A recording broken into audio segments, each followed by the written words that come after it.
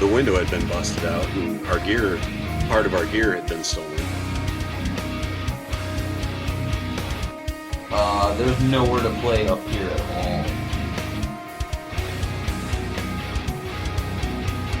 I'm just going to throw this out there that it almost sounded like you were kind of the dark side sometimes of the scene.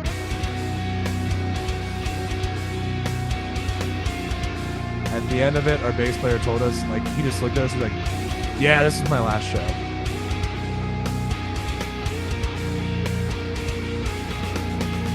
We were debating whether to whip this guy's ass or not.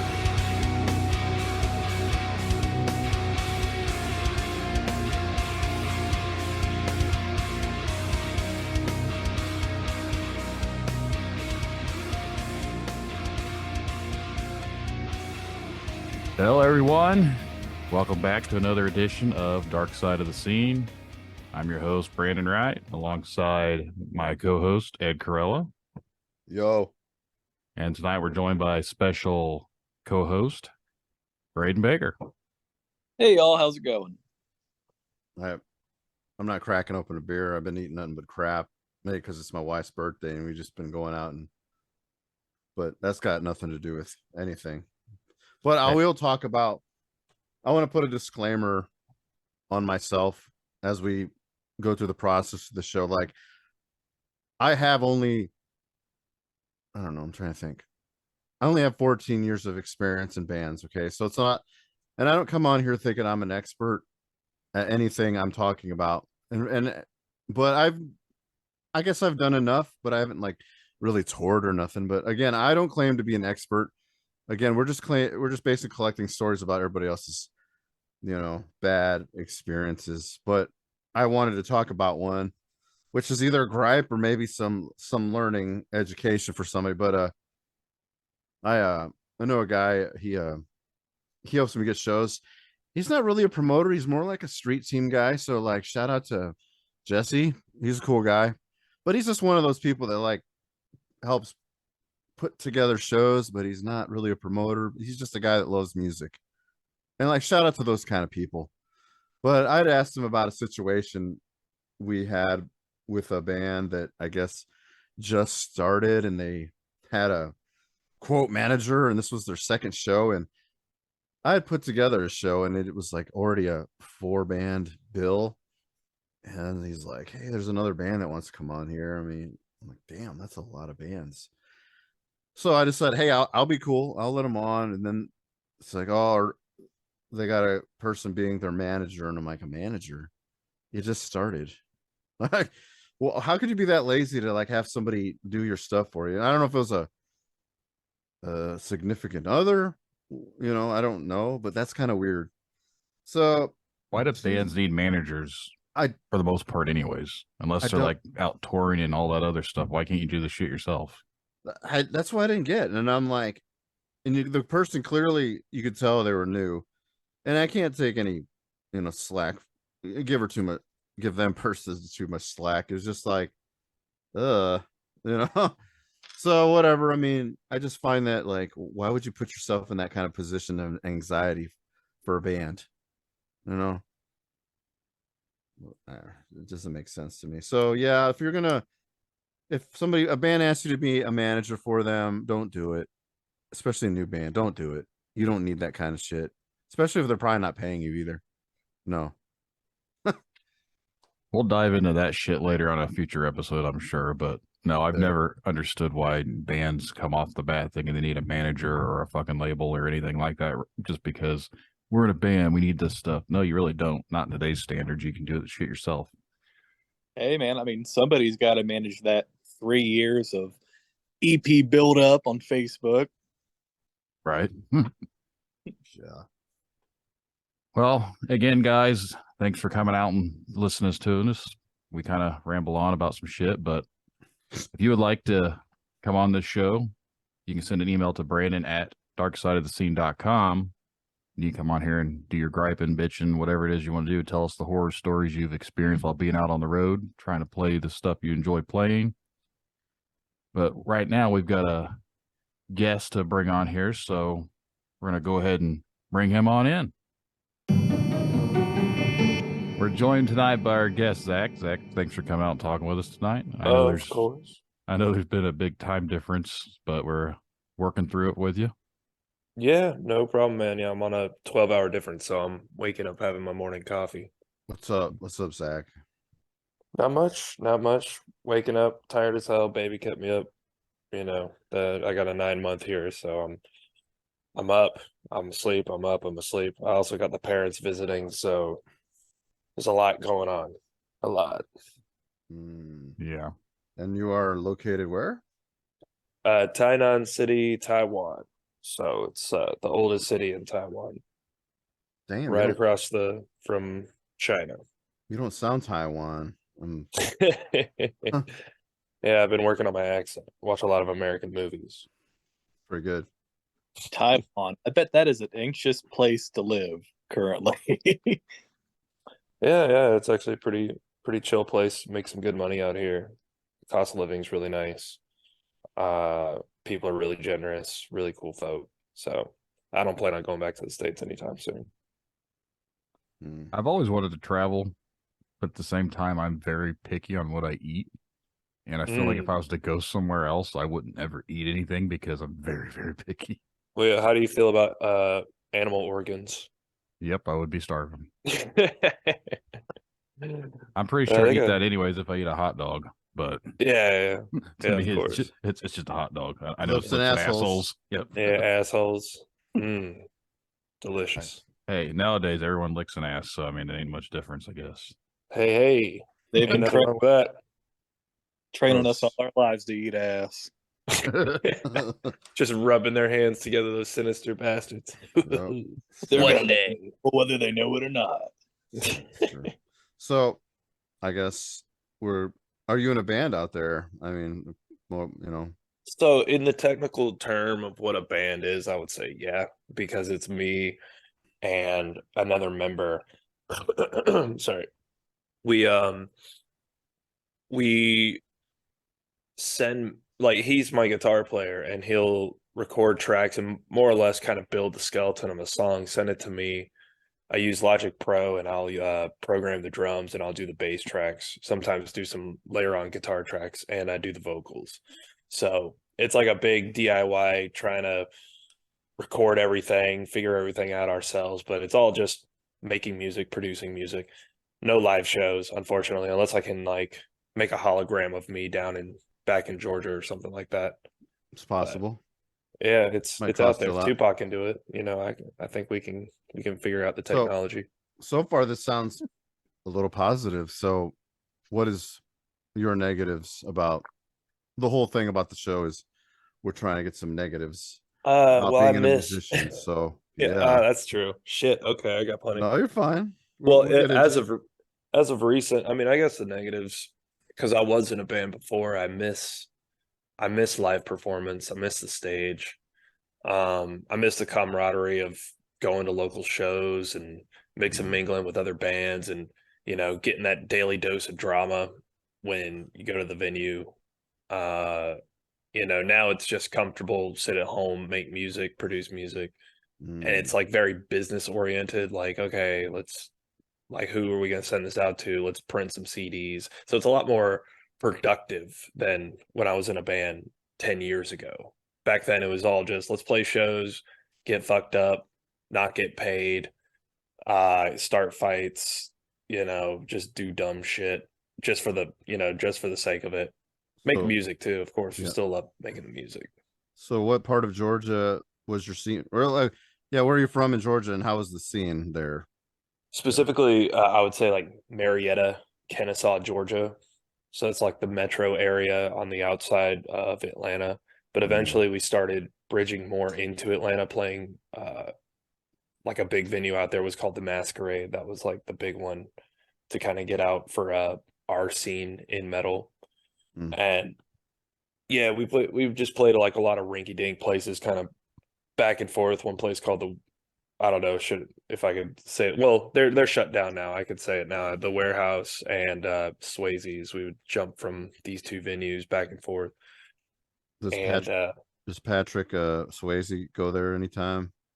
Only on weekends. You know, Cool. he gets in the pit, starts throwing roundhouse kicks. He's a ghost now, literally, but well, too Yeah. soon. It's too soon. Sorry. It's way too soon, honestly. And so yeah, you never heard the end of it at Swayze's, honestly. But Cool. but yeah, it was a smaller scene, and we were in it 2009, 2010. So that's when you had the quote unquote scene kids, right? Like all the girls with all the crazy colors in their hairs and the skinny jeans and the teenage angst and Those were great times, though. I won't lie. yeah, of course. They came out to shows. They rocked your shit. Like those were Mhm. fun times to play shows. At least Hell yeah. that's what I thought.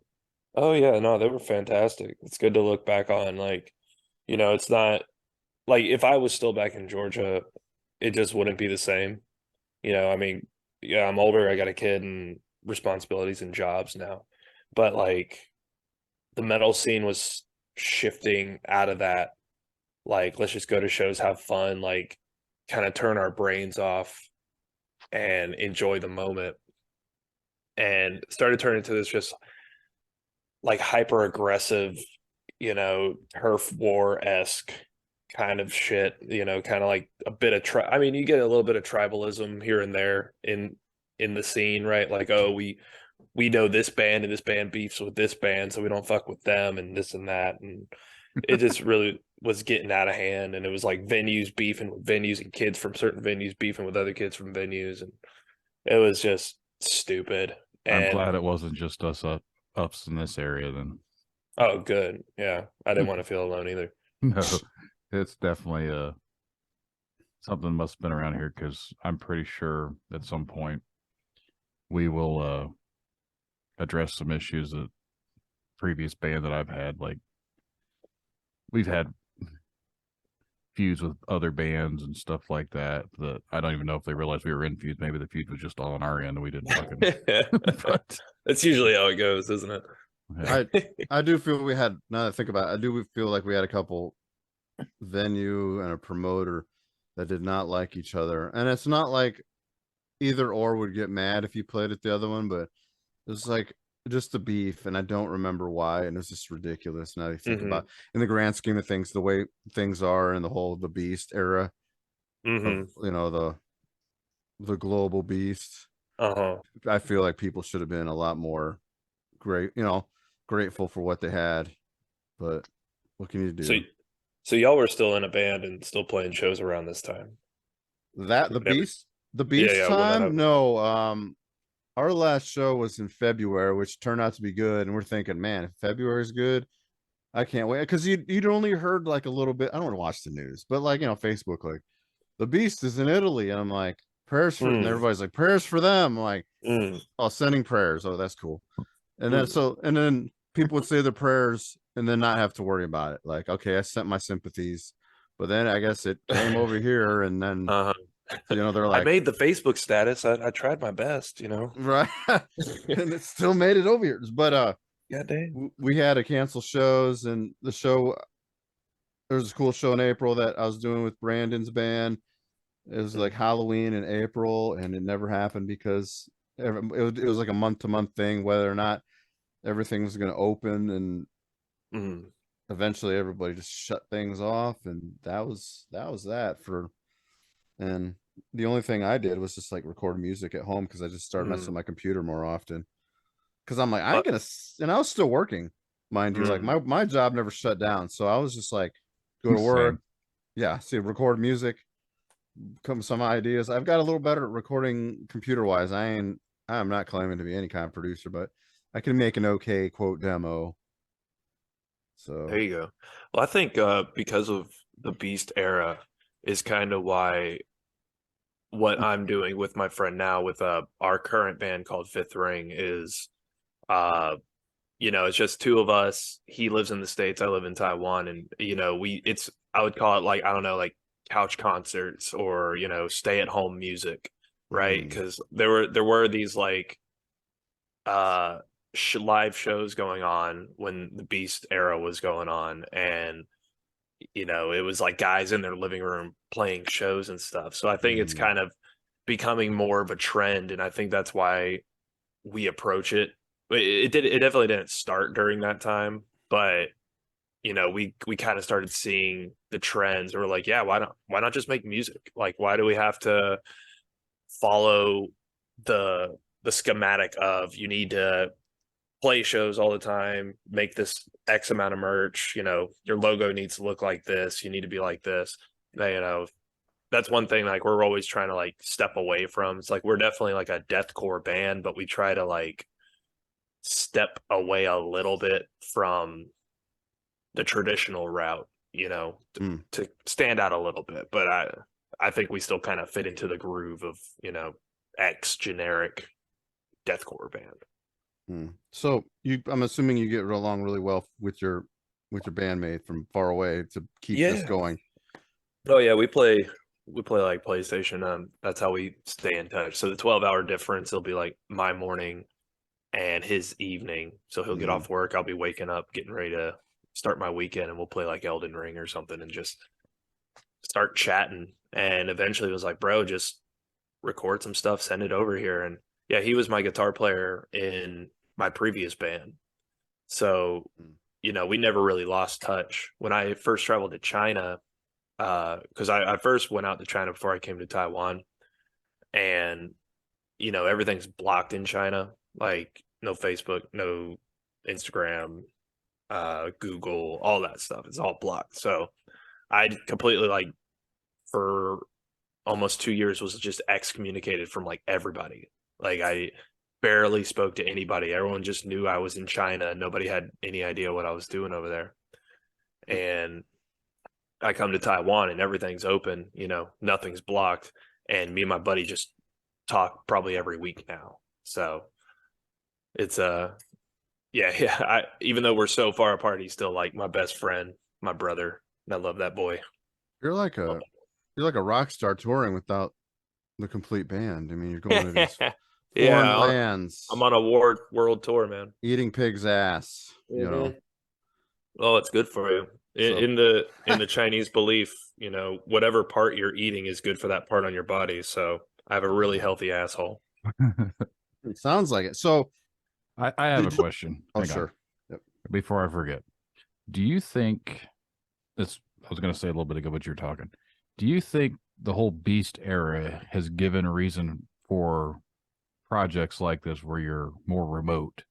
Do you think this has helped incline the laziness of the average musician? Because I think a lot of musicians are naturally lazy and they don't want to go out and do shit anymore. Like it's hard to get them to do it. A lot of them are flaky. Do you think this has provided them another reason to be that way? Well, I think that's a bigger topic, because it's not just musicians, it's like all artists, right? We as people have like this innate like we have this like feeling within us to create, right? It doesn't matter what it is. It could be music, drawing, or whatever your outlet is to expand beyond yourself. And I think when you're kind of digging your heels in and banging out something, and it gets to a point where like you're drawing from the well too much and it's starting to get dry, and and I think you need a bit of recharge. You could say it's laziness, but I think having a bit of rest and taking your head out of the game for a while, like completely like just forgetting to do, like not wanting to do it, whether it be music or whatever, is good to kind of recharge and come back into it. Because I know what you mean. Like when I was in the band years ago, we would force ourselves to do band practice every weekend, make songs, this and that. And like you could tell that our songwriting was starting to become more forced, not so natural. We didn't want to be at band practice. Like tensions were starting to just build up, and essentially that's kind of what dissolved us, because like we were just pushing too hard. And I think now, after having such a long gap in between making music with these guys, like we came back together and we banged out this album all the way across the planet. we made a whole album. We never made a whole album, and we're still making music. But now we're like, we made a promise to ourselves. Let's not force it. Allow it to be. That's actually what our whole philosophy is. Why the band's called Fifth Ring. It actually has to do with the book of Seven Rings by this famous samurai who talks about the void, which is basically like, when athletes get in the zone, they call it, you kind of just like think without thinking. You go into that ebb and flow. Like when you're in a band and you start jamming and then you just kind of click, you can't really describe it. It's just like a feeling and you just kind of like, oh yeah, that, oh yeah, that. And things just kind of move on their own. That flow state is kind of what we try to aim for. We don't try to overthink what we're doing. We don't try to force it. If it feels like we're forcing it, we acknowledge it and we like just pump the brakes, like, all right, let's just take a break. No big deal. Take a month off or something like that. Because, we got jobs. I got a kid. Yeah. So but to go back on your question, do I think the Beast era contributed to that more? Possibly, with a combination of people being inside more, and because of that, like there's some mental instability going on. People can't get outside. You're kind of like in a prison, and when you're inside, you just kind of like feel bottled up. You're not really like freeing yourself to be creative. So that could also be a factor. It could be a bunch of things. So yeah, a little bit lengthy explanation, but that's kind of how I feel on it. The only thing I took from that is when you said the zone, I immediately thought of AutoZone. that's what I was talking about. You didn't think? No, well, I'm no, glad but- someone picked it up. No, like what? Get No, in the zone. I know exactly what you Autos. mean. I know exactly what you mean because once the bees hit, like again, I was just recording music at home, but it was nice not to deal with like, okay, I don't have to drive to band practice because I drive like 50 minutes there and then back, and then like I didn't have to worry about contacting a promoter, trying to get a show together. It was like it was almost like a relief. Like, oh my god, I got a break. I don't have to be responsible for this ship. Like the ship is just hanging out at the harbor and it stinks like fish. But it was a nice break. It was a nice break. Yeah, you'll wash off the ship eventually. It'll still be there, Correct. like. But I still had to keep it healthy. So like just writing demos. But so again, yeah, that was a nice break. I didn't have to worry about all that crap that could be very stressful. And I mean, I kind of like the whole break. I mean, after a while, I'm like, what is it gonna be like when this is over? But yeah, I felt that same way, just relieved about Braden and I's ship, I think, had holes in it because I think that motherfucker sunk. Yeah. You couldn't take that out of harbor nowadays. I feel like they were down being the sweaty cold guys. No, am I right? I don't know. So again, you had a band, right? So like, are you still cool with the rest of the band members? Like as far as I'd say there's one guy we're not cool with. So it was 2 guitar players, bass player, and drummer. One of the guitar players, I'll just say his first name, Chris. He's the one I stay in touch with. He's the one we do Fifth Ring together, and it's just me and him. The other guitar player, not gonna say his name. He doesn't deserve it. He's a piece of shit. Fuck him. Sure. I don't like him. Sure. He's gone. He's gone. So what happened there, if you mind asking? Oh shit. Well, we found him to kind of go into the whole thing. I was the guitar player and vocalist at first, but I found it fairly stifling. I kind of wanted to be able to move more on stage and be able to exercise different vocal styles more. And this guy kind of came to us at a show, like Chris and him just kind of like clicked. And this kid, he didn't have any shoes on. He was kicked out of his house, basically homeless, just kind of wandering from place to place. And so we took him under our wing and he kind of played guitar, and Chris showed him some stuff and he just picked it up because he was like living with Chris.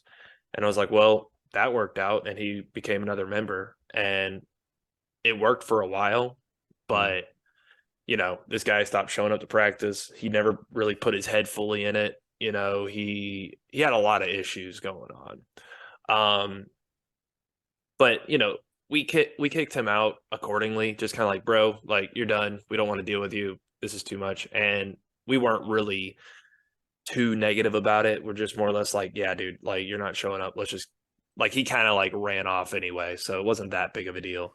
But I bumped back into him years later, and some drama that I won't say on the air happened where me and him got in like a physical altercation, and it got really messy, and dude almost like it seemed like he almost killed me like in this physical altercation. So like, you know, I don't like to harbor and hold on to bad feelings and think ill of others, but this dude, man, there's something behind his eyes, man. It's just kind of dead, and it's scary. So the further I'm away from that guy, the better. So Hopefully he gets some help. But he who tried to hit knows? on you, and then when you like refused his I advances, know. it's been a I while. was like, stop, please don't kiss me. We're in No, public. no, that's a shame. You know, like it has to be like, you know, two terrible instances that, you know, you kicked him out for him not getting his shit together. Yeah. Well, we And then, always had to ask ourselves, like, why was he kicked out of his house? And we saw his house life, and it was really rough, and it was really messed up. And you kind of like piece together the psychology of all of it. And this dude was just fucked up, man. And at the time, that kind of fit the bill for us because we wanted to be the edgy, like, we don't give a fuck kind of right? band. You know, it kind of worked for a bit, but compared to all of us, like none of us are like that. The rest of us have our heads on fairly straight, and you know, had goals and ambitions to And, kind of, yeah. and you wear shoes. And yeah, I wear shoes when I You, can. you said that dude didn't have any shoes or something. I don't know. Yeah. Hey, moral of the story: don't trust anyone without shoes. Right, that's a hippie. We don't trust the hippies. Shit. Hey, you live in I'm your joking. I'm joking to hippies out there listening. We'll probably get a couple. Oh, Oh, demonetized. No shit. yeah. I'm just gonna bleep that part out. I don't even think you can say that H word anymore. So No. got to call them free loving individuals. I Free don't range- know anymore. Free range humans. Free range humans. Free range humans. I like it. So, any other bad experiences in the Atlanta? I kept thinking Atlanta, Georgia scene, or anything crazy? So, I mean, scuffles, fights, and bad promoters. Like, I mean, one thing, like, we were really young. I was actually talking to my folks about this. Like, we never got paid to do anything. Like, the promoters always hit you with this BS where it was like, hey, here's a bunch of pre-sale tickets. You have to sell X amount of tickets in order for us to pay you. So in hindsight, it's like, I guess that makes sense. Like, you need to make money off this band that you're putting on stage. But we just weren't popular. And yeah, I mean, at the time we were such quote unquote edge lords, and the way someone put it, they put it in like terminology of like pro wrestling. There's baby faces and there's heels, you good guys and bad guys, and you guys are definitely heels because you go up on stage spouting off at the audience and insulting everyone and saying fuck you and this and that. And that was all me too. Like I had a microphone and I was just spouting venom out to everybody. And then when I'd get off stage, I'd be like, hey guys, what's going on? Hey, why'd you guys leave the set? Yeah, we were having a good time, right? Oh, so you got two into. Yeah, you got I would two have into probably ended up character. grumbling with you at one point back in the day. Yeah, exactly. that and at the time I didn't understand why I caught so much shit. It was so ignorant. I was like, why does everyone hate us? I don't get it. It was like I got on stage and just became possessed by some fucking dick demon and just became an asshole. I'm notorious for saying shit, but I'm not an asshole intentionally to be an asshole to people. Like if someone's an asshole first, god damn it, you just open the floodgates because I don't have a filter. I'll just say what I fucking think at that point. But I've always tried to be somewhat approachable. But when someone's blatantly just out there being a dickhead, I'll probably tell you you're a dickhead. Yeah, that's usually what happened. And I had everything everything that came to me, I deserved it. You know, I look back on some old videos, I'm like, Jesus, something I can't even watch. Like, I'm just like, what the fuck, dude? Like, what was I thinking? I was just angsty as hell, angry as hell at nothing, pissed off because of, the lighting's not right or our sound's not right or everyone's outside because I'm being an ass. And, like one time I jumped off stage and just started fighting this kid and got back on stage. One time it was at the shitty Swayze's venue. There was like a 5-man mosh pit and I just had a shitty set. Everyone was leaving. And I got like, and I like moshing. I honestly enjoy it. I do it way, even though I'm older, I'll still get in a mosh pit and I just enjoy the rabble of it. I don't get violent. But somebody like clocked me and I don't even know who it was. I just grabbed the closest person and just started wailing on him and beat the hell out of him. And he went and told the owner of the venue. It was like some 15-year-old kid. I was like 21. And I just assumed he hit me. And it was like, I didn't hit you, dude. I was like, well, someone hit me and you were the closest one. And yeah, that shit like that it just stacked up. And like, we just had such a terrible reputation. And it was really it was me because I was the cheerleader of the group, right? I was the voice, the face. And I just didn't get it because like I felt like our band was like kind of like a communist regime. Is like, no, we're all equal. We are all equal. It's not just me. It's the bass player and the guitar player who don't talk to anyone. Like, get mad at them. It's not just me. But It's always the front man. Trust me. Yeah, exactly. Wrong there. 100%. So also, this is a recurring theme I keep asking. So, like, did you guys have churches that would have metal shows? Fuck yeah, that's where a lot of that's a thing too, huh? Okay, yeah. Well, Georgia, hell yeah, Georgia, but Well, Bible that's where- Belt. Georgia. Yeah. That's where I got in a fight at it was this fucking this place called The Movement. They actually sounded really cool. It wasn't in the church was next to it, but it was like, the giant youth center. And it actually had really good sound and we enjoyed playing there. It was cool. And we had some people who were we were friends with there. But it was so weird, like where we played, it was a little bit more like metalcore, deathcore-ish. But you go like 2 hours north and it was more like beat down hardcore stuff. And, like the crowd killing and all that stuff. And I was still kind of new to the whole crowd killing shit. I didn't really understand it. I'm just like a traditionalist, I like to push and shove in the audience. So we just played a set and it was all right.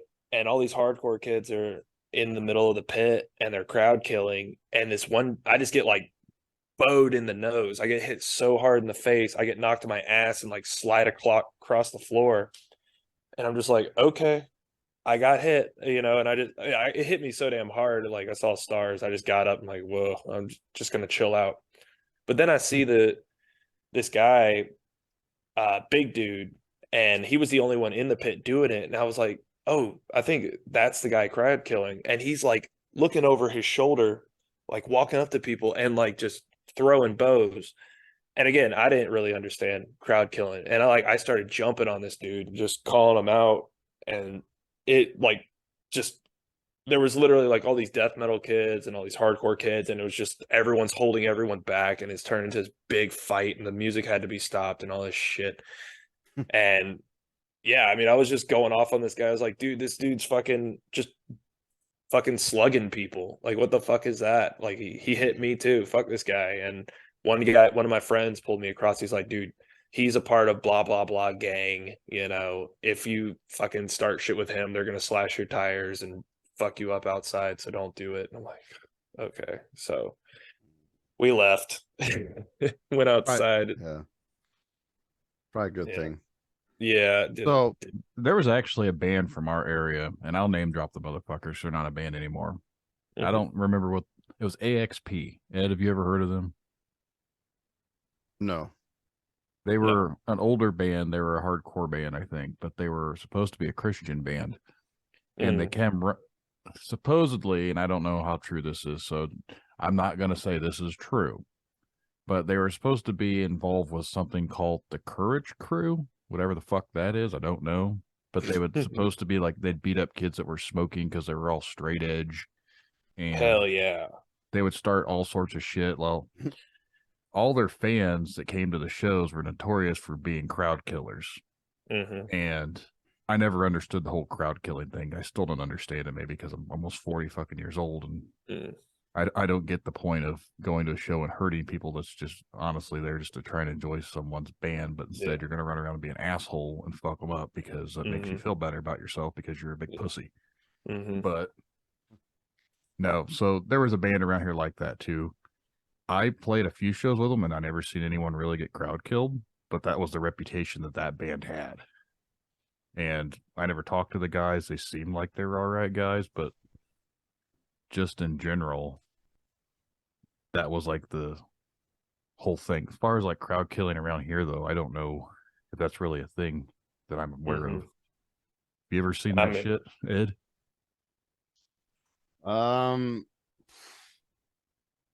It might happen at one show, but then they like took the guy out and said, "You're not coming back." Braden, I've seen someone get crowd killed by a fucking dude. I was just about to bring that up. I still wonder to this day if that dude survived the way he got dropped on his fucking head. If you're out there, let us know if you're alive. If the dude you that have function still. If you were the guy at McCormick's back in 2019 that got slammed on your head and the paramedics had to show up and shut the show down and fucking haul your basically dead body out of the building, let us know if you lived. God damn. The whole show was a clusterfuck. It was hotter than hell in that venue the whole day, and no one was in a good mood. Our drummer couldn't make it to the show. So we ended up playing with programmed drums, which probably sounded better than we would have anyways. Yeah, you're not wrong. And then ended and someone get murdered. So yeah, I mean that was typical day in Elkhart. That was South Bend. That was South Bend. Which is nothing new in South Bend. Yeah, tomato. I'm surprised he didn't get like slam dunk in a roundabout, but whatever. We won't go into that. I had another question for Firefox or Zach. Sorry, I don't know why. I have this theory about the whole metal and churches allowing metal bands is like, I feel like they were just trying to recruit them for the church so they'd let them play their, devil music. But in that, it created a whole genre of that metalcore.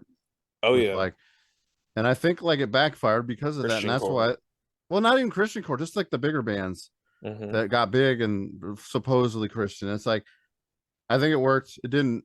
It backfired on him. I'm just wondering if that's, in my opinion, would it be true? Well, like he said with the was it AXP, APX, quoting to be a Christian band, because I saw plenty of that shit, like quote unquote Christian bands, and their fans or the members or whatever just like blatant assholes and crowd killing. And it wasn't everyone. Like I knew some Christian bands that were actually pretty chill, and played some really good music. But yeah, did it backfire? If that was their intention, probably. If anything, like Christian core never really stood out to me as like anything interesting. Like what's that one band? The death. It's like more death metal. It's not For Today. What was it? They did the song "Nailed, Dead, Risen," and it sounds like a grindcore song, but it's about Jesus. What's that band? Someone's gonna remember that band. I know they who you're got talking really about. I can't think of their name. POD? No. Feel so alive. Nail.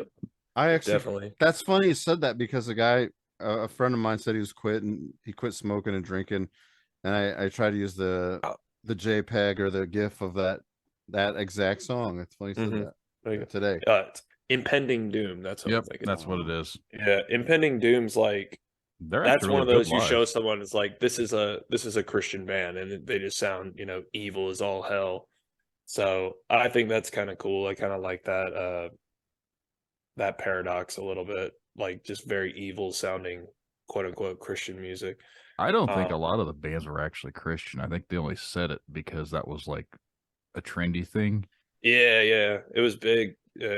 Turn of the 2010s, right? Everyone was coming out of the woodwork, like, yeah, we're a Christian band, just because like two Two- members go to church or something like that. 2005 to probably like 2010, 2011, I think was like the height of Christian core. Because I think Yeah. everyone around here, most of the ones we probably feuded with, were all Christian bands. Even though Nice.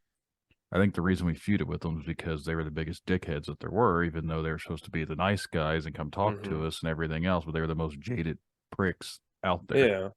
Well, you kind of set yourself up for that, right? When you're kind of saying, "Hey, we got the moral high ground here because we're the Christian band." You could just be a band, you know. You don't need to like implement religion into it. It's like Or make we're a Muslim band, we're a Jewish band. Like I don't see why that matters at there's all. no reason Like, to start preaching a 15-minute fucking sermon in the middle of the fucking show either. that There's still that, bands that always ready to got play. me. Yeah, it's like they're like building up to the next song. It's like, raise your hand if anyone has ever doubted you before. Da-da-da. They always have the same cadence to their voice, you know? Like, Yeah, the- it's always the same shit too. and I want you to jump. I want you to put your hands up and jump. I wish David Lee Roth had said that stuff all the time.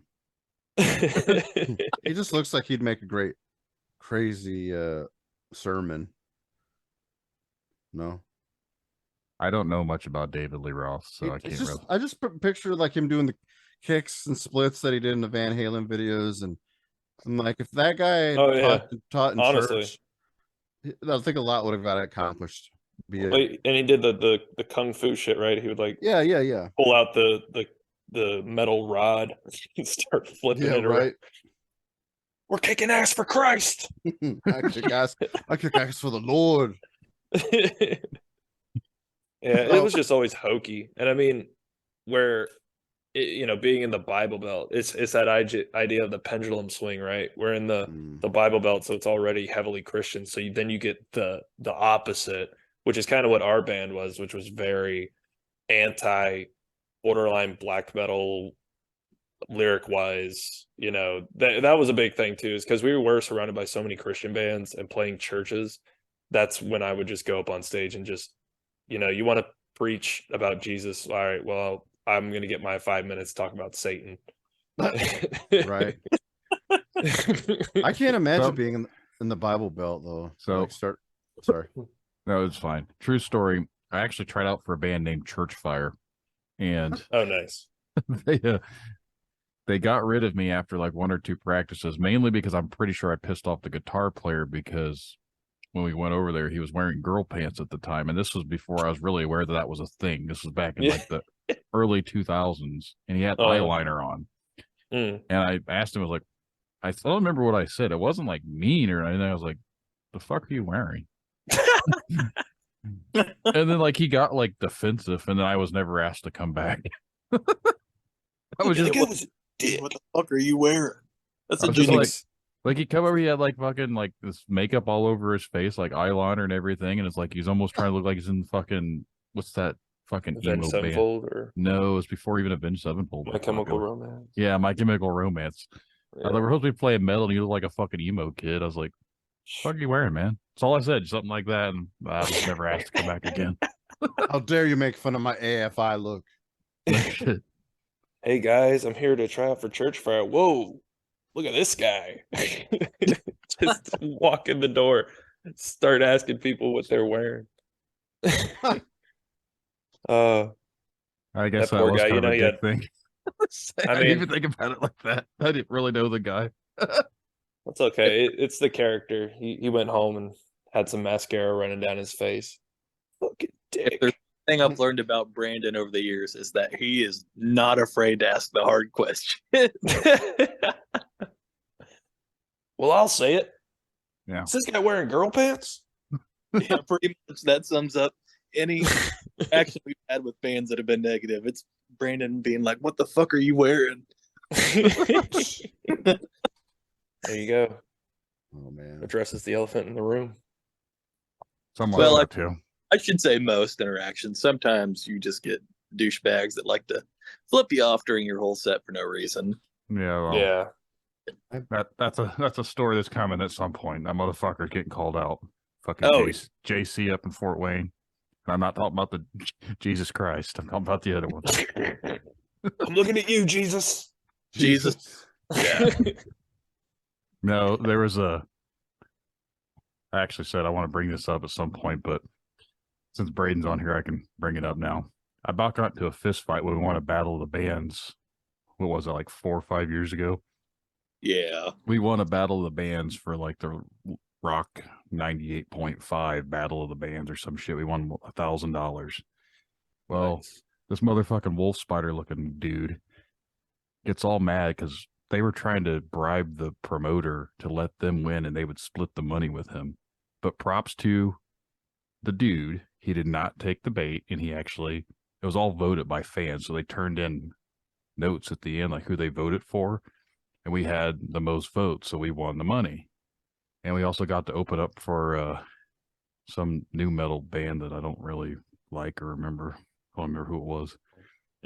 Anyways, that's kind of irrelevant. But the dude came up to me after we'd won or whatever. He's like, starts talking shit because I didn't hype up the crowd for his band. I was like, what are you talking about? He's like, man, we're always about trying to support each other. And you were just kind of like, yeah, just my band, whatever. He's like, you just say, give us a shout out. I was like, what am I supposed to do? Be like, don't vote for us, vote for fucking Dick Sucker over here. It's a battle for the bands for the reason. Mhm. There's no like, yeah, I'm like, oh, I hope the other guys win. Thanks a lot. Well, he starts running his mouth and he's like, you want to take this outside? I was like, dude, go eat a dick. And I fucking walked back in.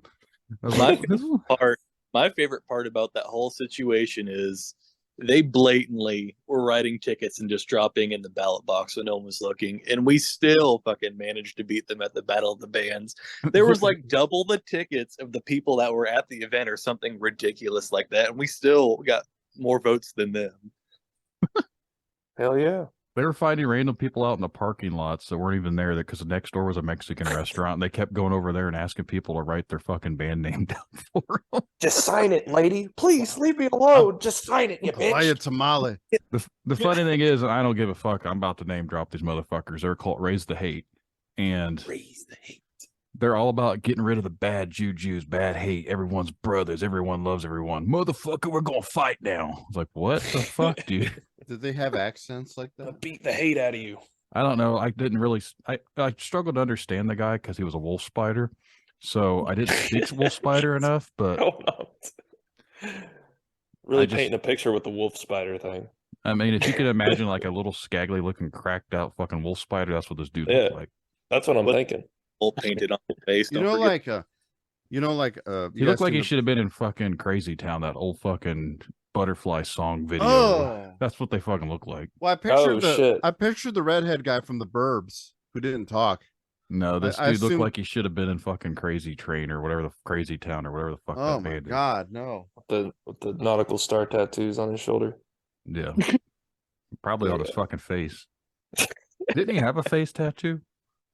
Well, I know he had a lightning bolt painted on his face for like half the shows. That looked horrible. I mean, but Maybe it was a dick. God. Anyway, sorry to go off on that tangent, but I've been waiting for this opportunity to talk about that fucking wolf spider. they're gonna do this, and there's gonna be fucking bullet holes in our windows in the morning. It'll be Fuck. fine. Oh, fuck them.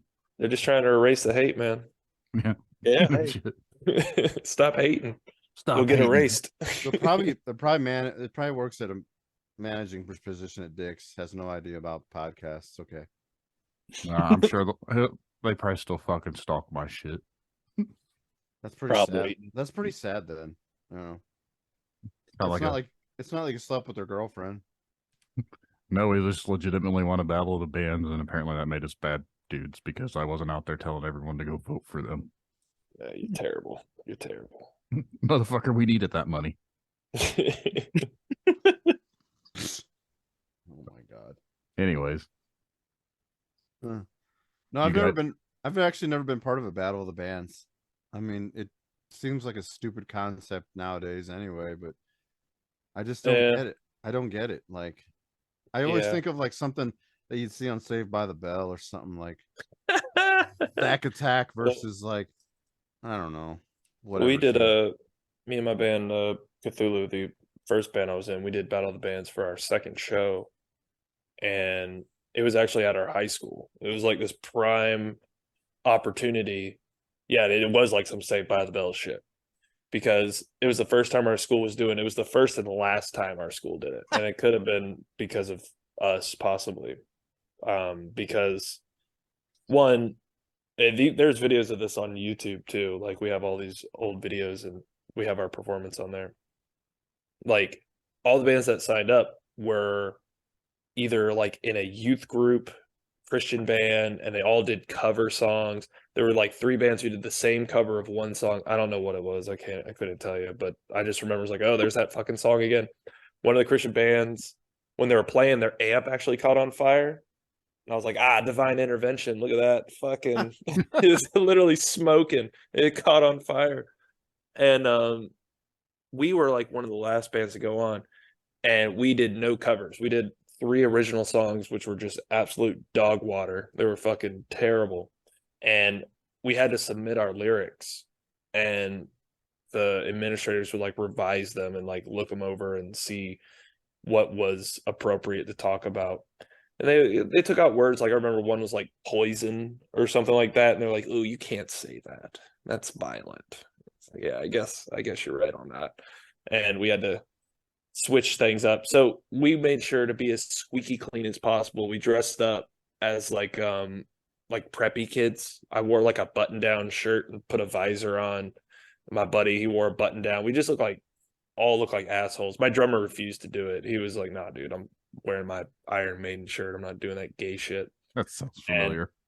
And so we played the set and we started off really slow and it was all right. But then we like kind of go into it and I start doing like the screaming and stuff. And the kids were actually enjoying it. All the like audience, they were like, "Whoa, what the fuck?" You ever seen like the Goofy movie where he does the you know what I'm talking about? It's like, "Oh shit, yeah, fuck the establishment. Oh shit, and you could It's been see a the while. administrators' faces, and like everyone was just like, "Oh my god, what the fuck is this?" But the kids dug it, and yeah, we didn't win, but it was fun to just kind of like put that middle finger up a little bit, and that was like my last year in high school. But I mean, the whole concept of the Battle of the Bands, it was just, it's a popularity contest. The band where the fucking amp caught on fire, they won. I was like, yeah, give them the pity money. I think it was like a gift card to Dunkin' Donuts or some shit.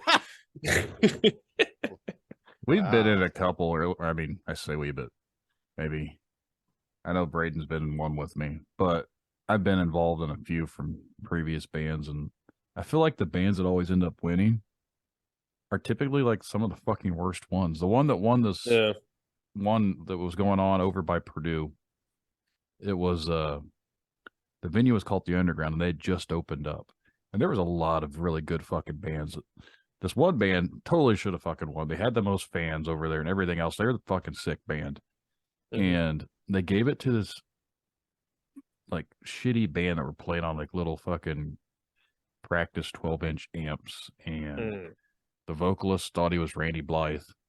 And they were not very good. But that's who won, because in the winning, they were getting like money to buy like gear and shit. So everyone else already had gear. So like I felt like they just gave it to these poor kids because they didn't have shit, basically. Mhm.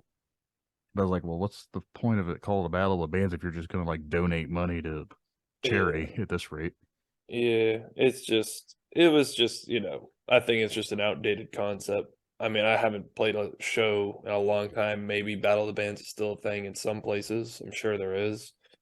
But I played it's like, one how in do high you school years ago that we got disqualified for because I cussed.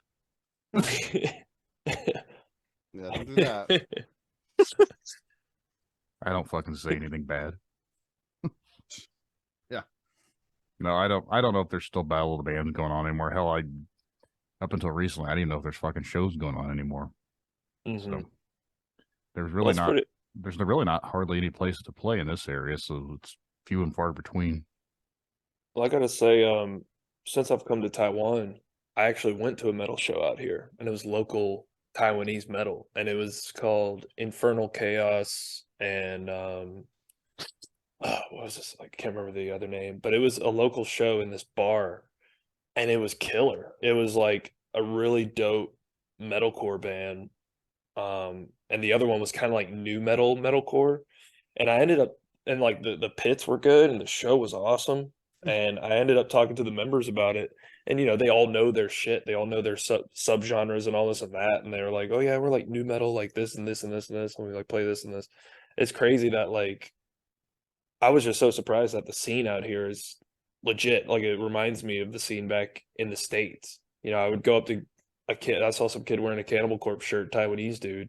He spoke enough English to where we're going back. He's like, "Oh yeah, you like the Torture album? Yeah, Torture's pretty cool. It's not as good as Vile." I'm like, "Oh shit, oh fuck. I feel like I'm back at home." Nice. There's actually a pretty big metal scene out here. The dominant subgenre I would say is actually black metal, which is kind of crazy. Taiwanese black metal's next level. It's pretty intense. That's interesting because they slaughter animals even more. Yeah, and eat them. Maybe they're all ripped off the Asian countries. It could have been. They're hardcore. Mm-hmm. I'm just gonna go on record now. I've never really been into black metal. Like I don't hate it or anything, but it's just never been anything that's really.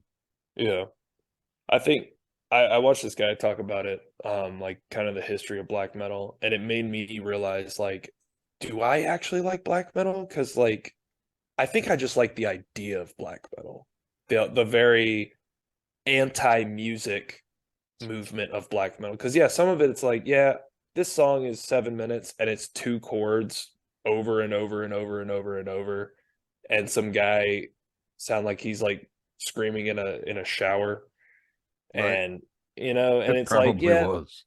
yeah, and I mean that's cool in concept, but like, when I'm doing dishes, I don't really want to vibe out to that. It's not really It's my basically thing. like static with screams on it. Yeah. Yeah, it's just white noise at a Yeah. point. Like you could go to sleep to it. Yeah.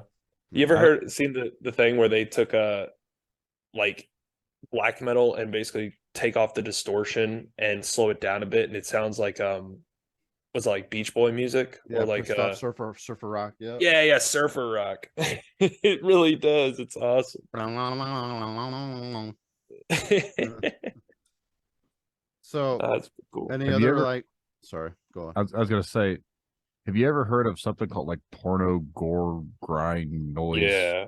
I don't understand Sperm that. Swamp. I don't understand any of that shit. Like, Yeah. me being the asshole that I apparently am, the guy was like trying to build this shit up to me one day. He's like, "Man, check out my band," and then he sent it to me, try to really sell you on it. and I fucking went and listened to it, and I was like, "What the fuck is this, man?" He's like, "Oh, it's my band." I was like, I can't understand. Was this serious? Like, I thought he was joking, and he got offended because I didn't fucking appreciate what he had made. I was like, dude, I'm just asking. He had like fucking weird noises in the background and stuff, like almost like chicks orgasming, something. I was like, what the fuck is that? Porno cyber grind. That was like, I was getting into deathcore at the time in like high school, and I came across that shit. Like one band was called Sperm Swamp, and it was one guy, with what seemed like a synthesizer, and just the most heinous, ridiculous stuff you've ever heard. And I got the baby with me now.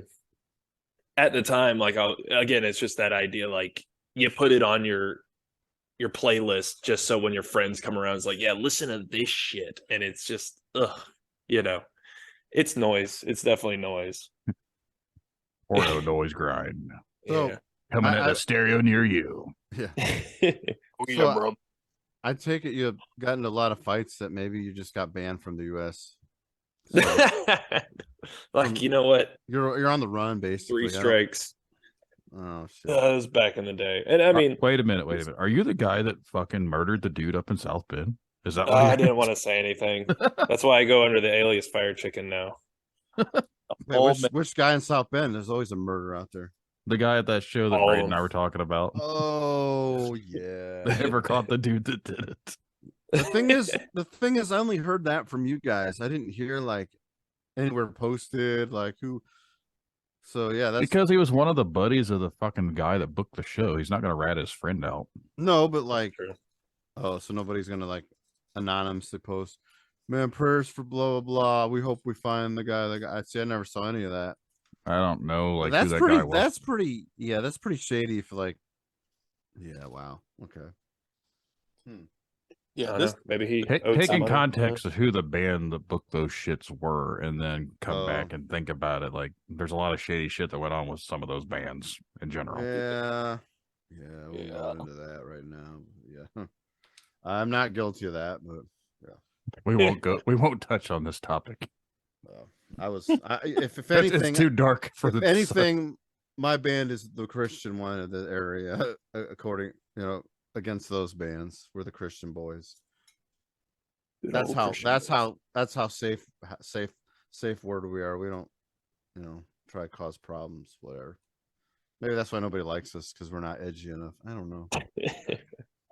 Need a little bit of edge there. Come on, I man. guess so. So, have you had any other crazy negative experiences? Like, So one time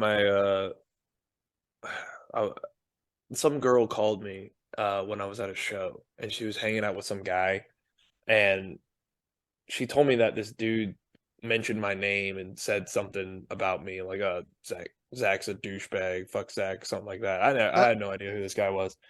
And I was like, well, you tell him, blah, blah, blah, blah, blah. I don't know what I said some dumb shit. And so she did. And then skip ahead about 2-3 weeks later, I'm at a show and we just finished playing, and like I'm mingling with people. This was when I would say our reputation was pretty good. Everyone was hanging out, having a good time. But this was kind of like the beginning of the downfall. And this guy comes up to me and he goes, hey, I'm so-and-so. Huh. And I'm like, oh, hello, so-and-so. Did you enjoy the show? He's like, no, I didn't watch your stupid show. And I'm like, oh, all right, well, it's good to meet you, man. And he's like, no, you said all that shit about me to that one chick. And after he said that, 2 guys come up behind him and kind of like are like standing behind him, arms crossed, and like, okay. And he's like, well, I'm here to see if you're going to follow up. You going to do anything about it? And then where this venue was, there was all these like wooded areas behind the venue. There's like a parking lot and then like all these woods. Then all at once, like 20 people come out of the woods, like fucking children of the corn, and start walking towards us. And I'm like, hold on, what's going on? He's like, yeah, you said you're going to do this and that. So let's fucking hash it out. This dude, he had at least like a foot on me, and he was bigger. He was probably like in his 20s. I was like 19. This dude looked like he was like mid 20s. As you do, as you beef with teenagers. And he keeps kind of egging me on, trying to get some shit going. And I'm just kind of like pushing him away. I'm like, all right, dude. And he pushes me to my car, and because my band's over there now, and they don't know what the hell's going on.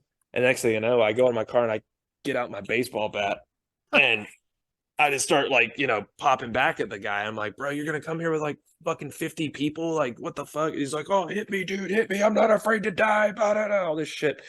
And then the venue owner gets in between us, and he's like trying to separate us.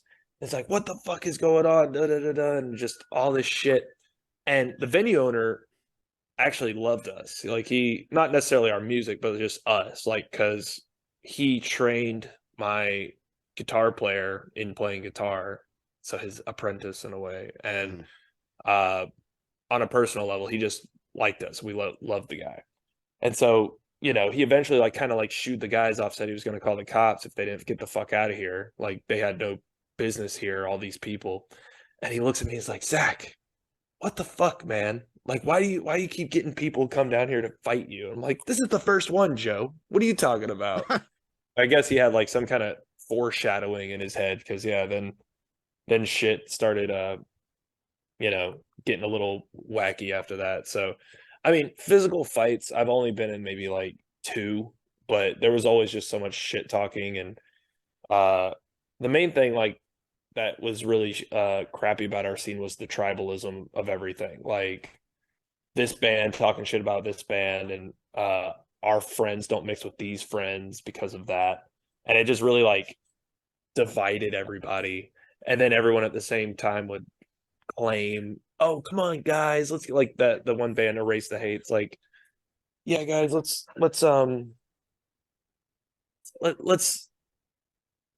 you know, bury the hatchet. Let's all be friends. We're all in it together. You know, we're all having fun.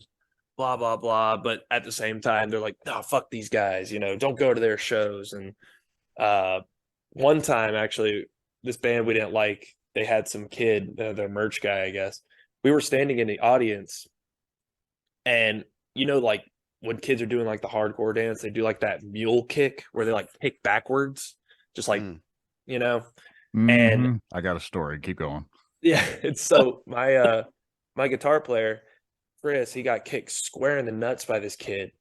And we knew this kid was like a fan of this band. But he hit him in such a way and just kept dancing that like we stand him up and we're like kind of postured up like, wait, do we stomp this dude out? Like, wait a minute. And we kind of were like raising up to him a little bit. And he's like, what? I was just dancing, bro. I was just dancing. And so, but there was this thing going around. Like I sent you a link to like videos. We used to like video everything, just kind of us fucking around outside the venues and having fun and shit. All these other bands started doing that too. But then they started turning this like propaganda videos where they were like, oh yeah, fuck that band. And so somebody filmed this guy mule kicking my guitar player in the nuts and then filmed him outside the venue giving his testimony saying, yeah, I did that shit on purpose, bro. Fuck that band, bro. It's like, wow. And then we saw the video and then it was on and we were like, oh, bro, we're going to fucking find this guy. And it was so stupid, man. It was just this like pseudo bullshit gang warfare between a bunch of angsty, skinny teenagers who are all dance fighting. You know, it's like some West Side Story shit. Is that why you carry a bat in your car? Yeah.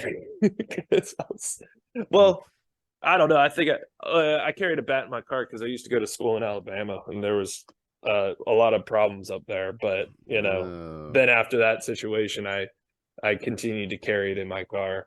All I can gather is like it sounded like in the last story is that the girl just started problems. Is all I can gather. Yeah, she was in the middle of it, wasn't she?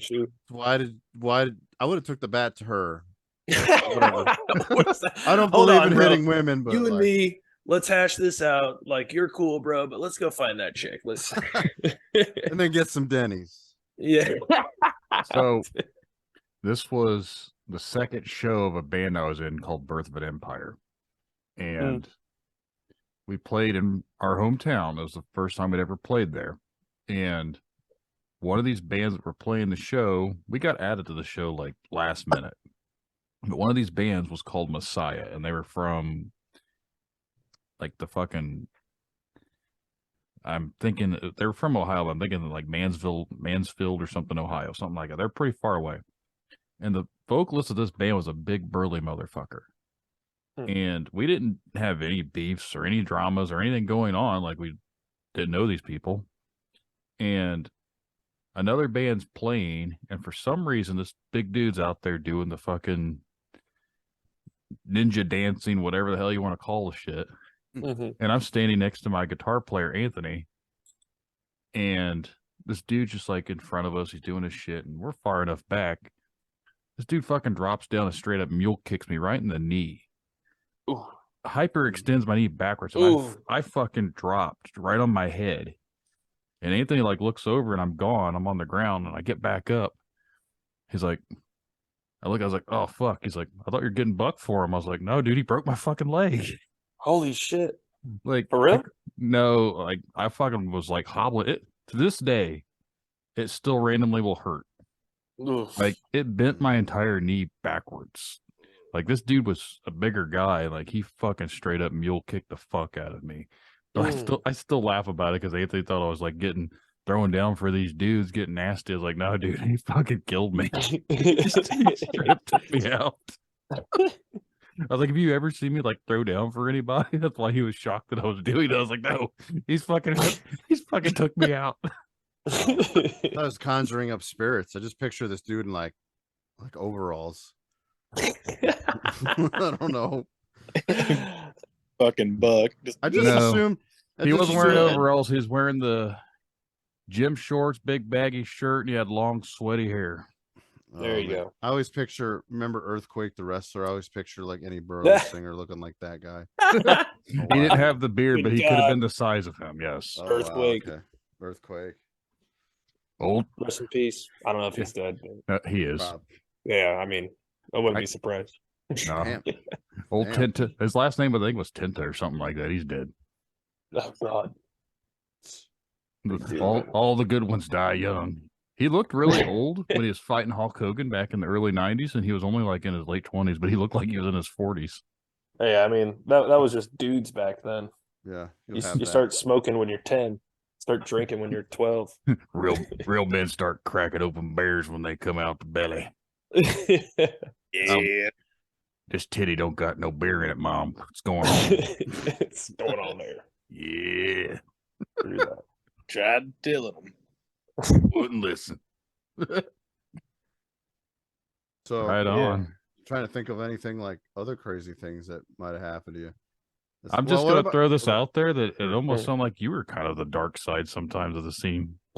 Right? I was the darkness. Yeah, I was terrible, dude. I was like, we were surrounded by super prissy Christian core trying to just have a fun time bands. We weren't all about that. we were really trying to like, me personally is just trying to like push as hard as I could in the other direction, just reasons, childhood trauma, maybe, just Moral trying of to this get story, it out. you've grown to recognize that and become a Mhm. better person from it. Hell yeah, and our music's better for that, I'd say. Or now, like our music now, like lyric wise, is more of a positive spin on things. It's more talks about like real life struggles and trying to overcome things and come to these realizations. So yeah, like there was some dark points that I had to kind of come to terms with and put my actions under a microscope. And it's one of those things, like you put it out there, you put that energy out there, it only just comes right back. So every time I threw that shit out there, it always came right back in my face and was there to knock me on my ass. And I didn't understand why I was in this perpetual cycle of negativity and violence. And yeah, so now I'm a dad. I love my kid. I'm a kindergarten teacher, so I teach babies. No and shit. Yeah. But I still do this metal thing, man, and I see it as like an outlet. Like even though I'm talking about like more positive things, it's still in like an outward, trying to like get some stuff out. Like there's still anger, there's still like issues and stuff like that, right? Like you're never gonna avoid suffering, so it's just a matter of kind of coping and understanding the suffering, kind of intermingling it into my life and turning it into more of a positive thing, like that artistic outlet, I guess. Oh yeah. So are you basically, do you just live there for good now? You're not there for like Peace Corps or whatever the hell? Well, with the wife and the kid, yeah, I'm pretty much cemented here now. No shit. Oh, okay. Yeah, so but that's what I wanted. I came here, but first I went to China and taught out there, and after a few years of that, I was just like, oh man, I don't know if this has long-term goals, man. Like China is a dystopian nightmare. So there is no China metal. There is, but I didn't know how to get around to seeing it. I've seen some bands on YouTube that are like Chinese-based metal bands. It's a big ass country too. Yep. There's probably different sects all over the place. But Taiwan is so small. Like I could go from South Coast to North Coast in like maybe like a 3-hour train ride, but it's like high speed train ride. So I think like 3 hours. so it's a little bit of a smaller sect. You can kind of know what's popping off where. It's like, oh, there's a show in Taipei, like shoot over there in an hour. Oh, there's a show in Tenbin, get there in 30 minutes, something like that. But yeah, I'm sure there's metal out there. I think the biggest metal scene in Asia is still Japan. Japan's like big on the metalcore and deathcore. They're pretty. They like their music, Yeah. for sure. But the audience, I don't know if you've ever seen the audience at these shows. Like they're just so polite. There's no mosh pits. They There's no just crowd stand there and surfing. watch. They observe. Yeah. You And know. then when the song's done, they just politely clap. They're just like, yes. It's like a golf clap. I enjoy that song. Yes. Very good. Good Yeah, playing. Very good. The thing about blood entrails. Very good. And then in the Philippines, they're all about like gore grind and just sludge metal, just insane, probably some porno grind down there too. Like, but they're all about that like slam death, which is pretty sweet. I've heard some stuff down there. It's pretty intense. It's kind of like, like South America, like Mexico and some South American countries. They're a little bit more focused is the brutal stuff, like brutal gore metal, like Cannibal Corpse-esque kind of stuff. I've seen enough Brazilian footage videos. They're pretty hardcore violent there. So Exactly. Like, I don't understand. I people go down there for like vacation. I'm like, God, it's just scary. Yeah. Like, I think of like, I don't know. I just think of those videos. It's just not like a good time to go, but whatever. No. I mean, South American and all of them, they're just appreciative with the metal music, whatnot. Oh yeah. Well, most of them, we when we're doing the Fifth Ring thing, we hired this PR team to kind of help us get our album out there. And we got all these little interviews from all these countries in South America. So we have all this like press in South America. Checking on the Spotify streaming where it can tell you where you get a lot of your streams. Like we got a majority in South America. So shout outs to South America. Yeah, shout out to Appreciate South all that. America and all the Asian countries that like metal. Yeah. For real. There's too much positivity going on here. Damn it. Like, I guess. Oh, sorry. No, it's all I'm a good. changed man. I can't help it. I think we could probably wrap this one up here in a second if you don't have much else to say, unless you got a couple more things you want to throw at us. But quick shout out. We just did a singles release yesterday. One of our new songs, Hydra. We just dropped it. well, It's like I think I have to take it down and re-upload it. So it's out there. If anyone wants to check out Fifth Ring, new singles out. We have our album out, Masochist. And yeah, give it a listen. We got more music on the up. what I was Gonna be actually releasing singles. getting ready to say is the end of this podcast. If you have any new releases, what we've been doing is we've been asking for the guest to come on the show, talk a little bit about it, and then we play your newest release at the end of the set. Oh, word. So, Well, that would be super cool. if you want to email me the track, and I will add it to the end of this podcast, so anyone out there Yeah. listening can actually hear you guys' new song. Awesome. Yeah, I'll send that to you.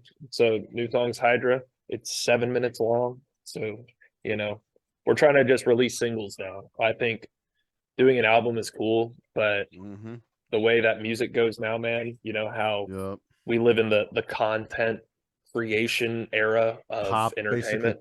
We're basically the lollipop time again. So the little cute little songs. Yep, and just pop them out. Pop them out. Back, because when I was in the band back in the day, like we had the old school mentality of like, all right, we need to make 5 songs and then we go and record them. Okay, we need to make 3 songs and go make an EP. But now, because we do everything digitally, it's like, all right, well, we can just do 1 or 2 songs and just get them out there. Like big bands like Lorna Shore now, I see, is like the top most popular deathcore band now. That's a whole nother subject, but I appreciate their business structure where they're just like, they hype up one big single, they release it, they throw a music video on top of it and it just explodes. And then 2 months later, they do it again. They're not releasing albums. They're not releasing EPs. They're just doing singles, and it's working in their favor. No, they so, yeah, they came out with an album after all that. The funny part about really, the guitar player, yeah, it's out now. The funny part about the guitar player is like, I don't understand why we're popular now. We've been playing the same shit forever. yeah, It just made me it's laugh weird. because he's like, it took him back how popular they got. I mean, they got their singer now who just sounds like a squealing pig. And they Yeah. caught on. I mean, guess. I think the whole Lorna Shore debate thing is, I've listened to them for a long time. Like, yeah, they're a good band. And I think personally what they're doing now is nothing that unique. I mean, it's not bad, but there's other bands that are doing the same thing. It's just they got the opportunity. They got the right amount of views. It was just all the planets were in alignment for that song. What is it? Hell Followed With? Is that the one with the dinosaur noises at the end? I think so. Hellfire. Yeah, the Hellfire. Just everything just kind of like fell into place for them with that song. And, a lot of metalheads who've been listening to deathcore and that genre forever are just kind of like, what the fuck? Like, why is this band blowing up as opposed to what blah, I blah, think, blah, blah. What I think that nobody talks about is like the singer before that got into some deep shit. Mm. And it seemed like they were on the spotlight all of a sudden, and then they had to kick that guy out. And it seemed like, oh, we need a new singer. Now that everybody's paying attention to us, we got a guy that sounds like a demon. Mm-hmm. And again, what you said, it's not, mind blowing. It's just good. But I always just thought the attention from the previous singer just is what kind of got them on the forefront of like, because people like drama more than they like supporting music. Oh yeah. Well, again, when I was talking about black metal, like, as musicians, you want to think, oh, well, it's all about the music, but in reality, it's not. It's all about image, your PR, music. It's everything. Like, I like Guar, but I don't really like their music. You know what I mean? Like, they're more of an image band. Some of their music's all right, but they put on a hell of a live show. Hell yeah. Like, that would be a fun band to go see. But it's when you can kind of tick all the boxes, that's when you're going to be major successful. You could be the most talented band in the world. Like, I like Beyond Creation. I think they're really good. Or like Arcspire. They're insanely talented at their instruments and songwriting, but they're not the biggest band. They're not the number one band, No. And I think when you are a musician, you're always like honing your craft, trying to become better at being a musician. Then you see some band come out just chugging and just doing like one note chugs and stuff, and it can be a little debilitating. It's like, why did these guys get blown up while I've been spending hours and hours trying to figure out, how to make this song sound like this or that. So I get it, but it's the music industry and people like what they like. So it's true. I've always kind of related it to the certain bands make music for themselves, and if it's not catered to anyone specific, like other musicians appreciate really technical, really good written music, and then the generic, chuggy, basic metal, whatever you want to call it, I always feel like that's more popular to people because it's more simple, if that makes sense. Like, it's not complex, so they understand what's going on. They can beat their head to it. They can keep up with it. Like, it's more approachable. Five Finger Death Punch. Hey, there you go.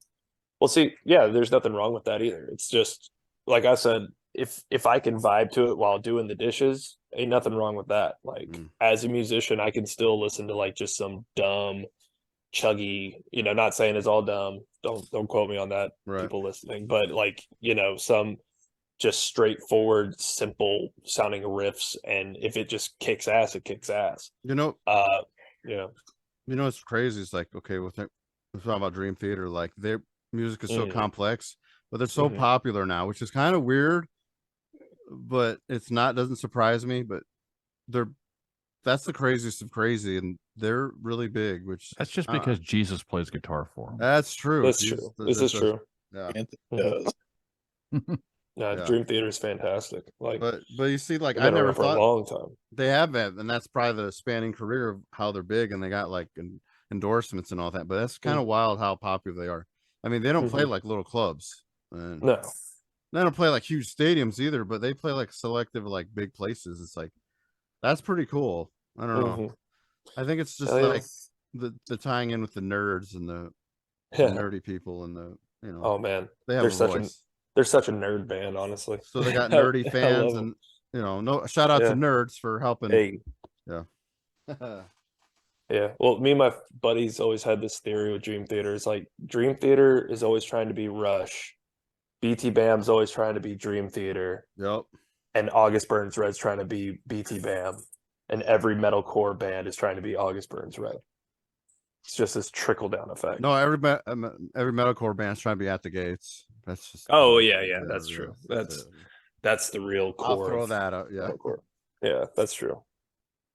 Right on. Well, shit, we got a negative to turn this into a positive story, and I mean, like you have. Sorry, man. no, good. Flip it around real quick. No, you've had a lot of interesting tips to like anybody who's young, and don't be an asshole, and just try to like learn from your mistakes. You've obviously seen the bad and turn it to the good, and you still are a musician. You didn't say like, well, I'm too mature. I'm too mature for all that. I'm quitting that mess. No, you're still doing it and teaching, and Respect balance for it that. out. Yeah, you balance it out. Yeah. Never lose the music, man. It's just like it's all good to take a break now and then. Don't put too much pressure on yourself. Yeah, And if you love the music, you love the music. You'll always come back to it. very true. Oh yeah. All right, Zach, I think we're gonna end this one here tonight. If you want to one more time tell everyone the song that we'll be playing here at the end and where they can find your band and more information about it. All right.